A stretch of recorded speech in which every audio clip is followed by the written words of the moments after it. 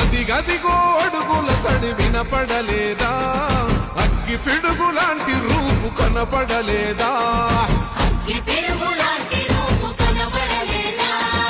అంధకారమున మునిగిన ఆంధ్ర నేలను పదం దొక్కి కాపాడగ లోకేశన్నో.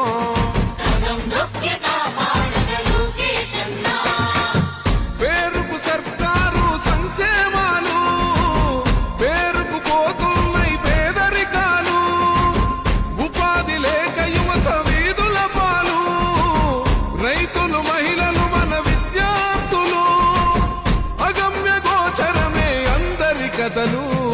అందుకే పద ముందుకే అంటున్నది రాయువగల,